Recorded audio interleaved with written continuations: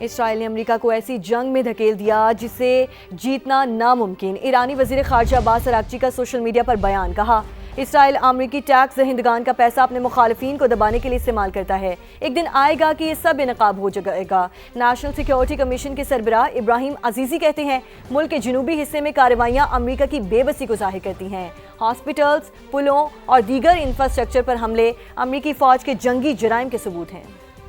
حکومت کا پیٹرولیم مصنوعات کی قیمتوں کا تعین روزانہ کی بنیاد پر کرنے کا اعلان۔ اوگرا قیمتوں کا تعین روزانہ کی بنیاد پر کر کے ویب سائٹ پر پبلش کرے گی۔ وزیر پیٹرولیم علی پرویز ملک کہتے ہیں تیل کی منڈیوں میں بحران بڑھتا نظر آ رہا ہے، قیمتوں میں جتنا اتار چڑھاؤ ہوگا وہ عوام کو فوری منتقل ہوگا۔ ٹارگیٹڈ سبسڈی پروگرام اب بھی جاری ہے۔ وزیر اعظم نے وفاق کے 130 ارب استعمال کر کے عوام کو سہارا دینے کی کوشش کی۔ وزیر اطلاعات عطا اللہ تارڑ بورے آئل مارکیٹنگ کمپنیز نے اضافی منافع نہیں کمایا، جس نے ناجائز منافع خوری کی اس سے ریکوری کر لی ہے، کسی کو اضافی منافع اور ذخیرہ اندوزی کی اجازت نہیں دی جائے گی، ہمیں الیکٹرک بائکس اور الیکٹرک گاڑیوں کی طرف جانا ہوگا۔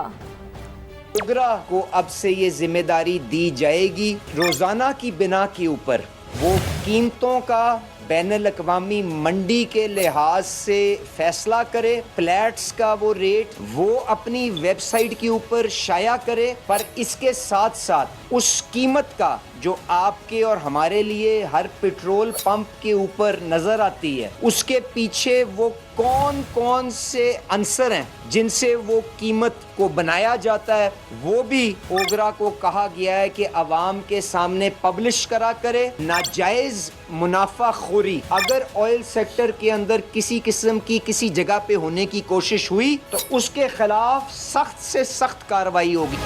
روزانہ کی بنیادوں پہ یہ جو قیمتوں کے تعین سے یہ ہوگا کہ ایک جو گلا کیا جاتا تھا کہ جی فوری ٹرانسفر نہیں ہوتی، وہ روزانہ کی بنیادوں پہ اتار چڑھاؤ جتنا ہوگا وہ ٹرانسفر ہو جائے گا۔ مشترکہ گفتگو آپ نے سنی۔ حکومت نے پیٹرولیم مصنوعات کی قیمتوں کا تعین روزانہ کی بنیاد پر کرنے کا فیصلہ کر لیا ہے۔ اسی پر بات کرنے کے لیے ہمارے ساتھ ٹیلی فون لائن پر موجود ہیں ماہر معیشت فاروق سلیم صاحب ہمارے ساتھ موجود ہیں۔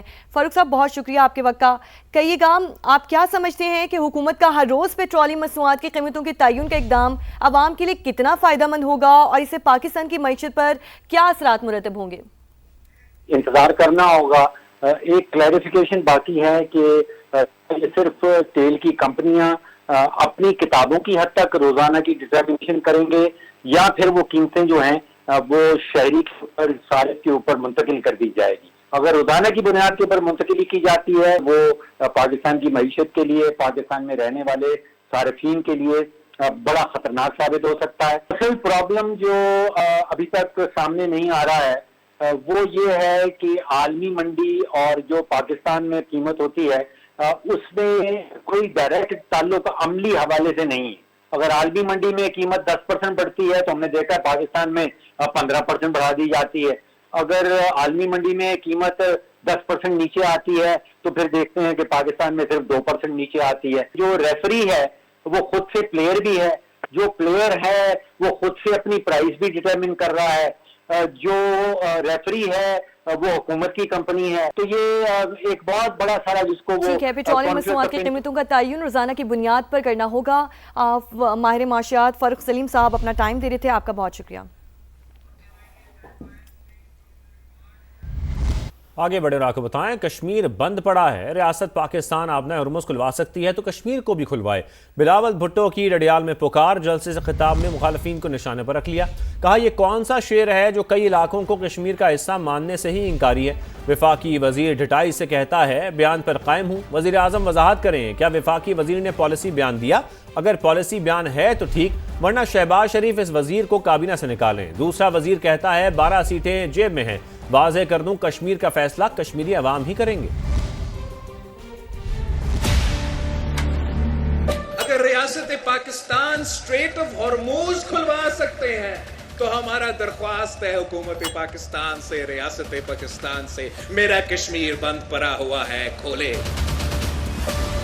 یہ کون سا شیر ہے جنہوں نے کوٹلی کو، ڈڈیال کو، میرپور کو اور راولا کوٹ کو کشمیر کا نقشہ سے کھا چکے ہیں؟ اتنا اہم عہدہ پہ کون کہہ سکتا ہے اور یہ کیسے ممکن ہے کہ 30 دن گزرنے کے بعد وہ وزیر صاحب بہی کے بہی؟ میں نے ان کو موقع دیا کہ آج کلیریفیکیشن دے، مگر ڈھیٹ ہو کے واپس آتے ہیں اور کہتے ہیں کہ نہیں، جو میں نے کہا میں اس پہ آج بھی قائم ہوں۔ اگر تو اس بات پہ آج بھی قائم ہو کہ میرے لیے راولہ کوٹ کے عوام کشمیری نہیں، میرے کوٹلی کے عوام کشمیری نہیں، میرے میرپور کے عوام کشمیر کے نہیں، تو تمہیں کوئی حق نہیں ہے، یہ وزارت کو آپ کو چھوڑنا پڑے گا۔ وزیر اعظم شہباز شریف صاحب کو باضابطہ خود کلیریفائی کرنا چاہیے کہ کیا یہ وفاقی حکومت کا پالیسی ہے جو آپ کا وزیر دفاع کہہ رہا ہے یا نہیں۔ اگر آپ کا پالیسی ہے تو رکھیں اس کو، اگر آپ کا پالیسی نہیں ہے تو لات مار کے باہر نکالو۔ دوسرا ایک وفاقی وزیر صاحب ہے، یہ کہتا ہے 12 سیٹیں ہمارے جیب میں۔ اب تو شروع کرتے ہیں جیب سے 12 سیٹیں۔ میں سمجھتا ہوں کشمیر کا فیصلہ نہ اسلام آباد کا جیب میں، نہ فیصل آباد کا جیب میں، نہ پنڈی کا جیب میں، کشمیر کا فیصلہ صرف کشمیر کے نوجوانوں کے ہاتھ میں ہے۔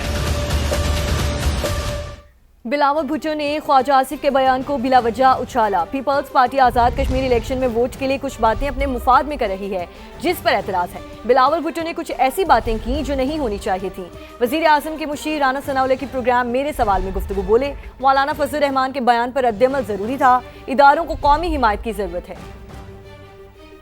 وہاں پہ بلاول بھٹو زرداری صاحب نے کچھ باتیں جو ایسی کی ہیں جو میں سمجھتا ہوں کہ نہیں کرنی چاہیے تھی، اور ان کے بغیر بھی الیکشن لڑا اور ووٹ حاصل کیا جا سکتا ہے۔ 12 سیٹوں کے متعلق بات کی ہے۔ وزیر دفاع خواجہ آصف صاحب کے بیان کو بے جا جو ہے وہ اچھالا ہے، ہوا دی ہے۔ اسی طرح سے انہوں نے انڈائریکٹلی ایکشن کمیٹی جو کہ کالعدم جماعت ہے، اس ووٹر کو جو شاید ایکشن کمیٹی سے تھوڑی بہت ہمدردی رکھتا ہے، اس ووٹر کو حاصل کرنے کے لیے کچھ ایسی باتیں کی ہیں جو بین ہیں۔ یہ انتہائی افسوسناک ہے، اور یہ اس سے بھی زیادہ جو ہے وہ افسوسناک ہے جو مولانا فضل الرحمان صاحب کے بیان سے جو ہے وہ ایک تنازع یا ایک جو ہے وہ لوگوں میں ہیجان کی کیفیت جو ہے وہ پیدا ہوئی۔ اور آپ کو بتائیں، موجودہ بحران نے پوری دنیا کو متاثر کیا۔ پاکستان نے امریکہ اور ایران کے درمیان ثالثی کے لیے اہم کردار ادا کیا۔ فیلڈ مارشل سید عاصم منیر کی انتھک کوششیں تاریخ میں یاد رکھی جائیں گی۔ وزیر اعظم شہباز شریف کا پاک چین فارماسیوٹیکل بزنس ٹو بزنس سرمایہ کاری کانفرنس سے خطاب، کہا چین سمیت دوست اور برادر ممالک نے پاکستانی امن کوششوں کی بھرپور حمایت کی۔ چین پاکستان کا سب سے قابل اعتماد اور مخلص دوست ہے، جس پر ہر مشکل وقت میں بھروسہ کیا جا سکتا ہے۔ Present crisis in the region has really created huge disruption, not only in the region but all over the world. Pakistan played a very important role to mediate between United States and Iran. Alhamdulillah, our efforts were adequately supported by brotherly and friendly countries, and China has been a great supporter of this initiative. China is one of the most trusted friend of Pakistan, one of the most dependable friend of Pakistan. China has stood by Pakistan through thick and thin. مفاہمتی یادداشت پر دستخط کے بعد امریکہ کا ایران پر اب تک کا سب سے بڑا حملہ، کئی پول، کمیونیکیشن ٹاورز اور دیگر اہم تنصیبات کو نشانہ بنایا۔ ایرانی حکام کے مطابق حالیہ امریکی حملوں میں شہادتوں کی تعداد 45 ہو گئی، 7 فوجی اور 38 عام شہری شامل، 400 سے زائد شہری بھی زخمی ہوئے۔ پاس سارہ انقلاب نے جوابی حملوں میں قطر، کویت اور بحرین میں امریکی تنصیبات پر ڈرونز اور میزائل داغ دیے۔ العدید ایئر بیس پر لانگ رینج ریڈار، ری فیولنگ ایئر کرافٹ تباہ۔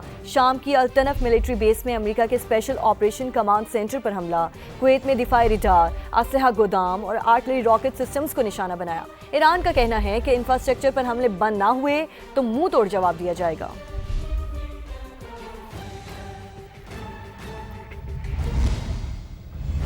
اسرائیل نے امریکہ کو ایسی جنگ میں دھکیل دیا جسے جیتنا ناممکن۔ ایرانی وزیر خارجہ عباس اراغچی کا سوشل میڈیا پر بیان، کہا اسرائیل امریکی ٹیکس دہندگان کا پیسہ اپنے مخالفین کو دبانے کے لیے استعمال کرتا ہے، ایک دن آئے گا کہ یہ سب بے نقاب ہو جائے گا۔ نیشنل سیکیورٹی کمیشن کے سربراہ ابراہیم عزیزی کہتے ہیں ملک کے جنوبی حصے میں کارروائیاں امریکہ کی بے بسی کو ظاہر کرتی ہیں۔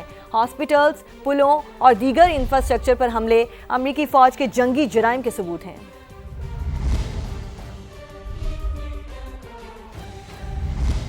اور آپ کو بتائیں سابق وزیر اعظم اور آزاد کشمیر استحکام پاکستان پارٹی آزاد کشمیر کے صدر سردار تنویر الیاس کے قافلے پر ٹائنڈ ہلکوٹ میں حملہ، 3 سیکیورٹی اہلکار زخمی ہوئے جبکہ سردار تنویر الیاس کے ذاتی محافظ محمد آصف شہید ہو گئے۔ سردار تنویر الیاس کا کہنا ہے کچھ بھی ہو جائے کالعدم ایکشن کمیٹی کو را کا ایجنڈا نافذ نہیں کرنے دیں گے۔ تو آپ کو اس حوالے سے بتائیں کہ سابق وزیر اعظم آزاد کشمیر اور استحکام پاکستان پارٹی آزاد کشمیر کے صدر سردار تنویر الیاس کے قافلے پر ٹائنڈ ہلکوٹ پہ حملہ، 3 سیکیورٹی اہلکار زخمی ہوئے جبکہ سردار تنویر الیاس کے ذاتی محافظ محمد آصف شہید ہو گئے۔ سردار تنویر الیاس کا کہنا ہے کچھ بھی ہو جائے کالعدم ایکشن کمیٹی کو را کا ایجنڈا نافذ نہیں کرنے دیں گے۔ جو ساتھی تھا سردار آصف قلندری سے، وہ مجھے کور کرتے ہوئے اس نے اپنی جو جان ہے وہ اللہ کے حوالے کی، وہ شہید ہو گیا۔ یہ دہشت گرد، ان کے خلاف ایک بڑا ڈیپ آپریشن کرنا ہوگا، فوج کو آپریشن کرنا ہوگا، ریاست کو ہائی جیک کریں، ریاست کو یرغمال بنائیں، ریاست کے اندر لا قانونیت لے کے آئیں، ریاست کے اندر را کا ایجنڈا لے کے آئیں۔ یہ ہمیں تنویر الیاس کے قافلے پر حملہ، صدر آئی پی پی عبدالعلیم خان کی شدید مذمت، سیکیورٹی گارڈ کی شہادت پر دلی افسوس کا اظہار کیا، کہا دکھ کی اس گھڑی میں شہید گارڈ اور زخمیوں کے اہل خانہ کے ساتھ ہیں۔ عبدالعلیم خان نے زخمیوں کی جلد صحتیابی کے لیے دعا بھی کی، کہا شر پسند عناصر کا یہ اقدام انتہائی بزدلانہ ہے، سیاست میں تشدد کی کوئی گنجائش نہیں۔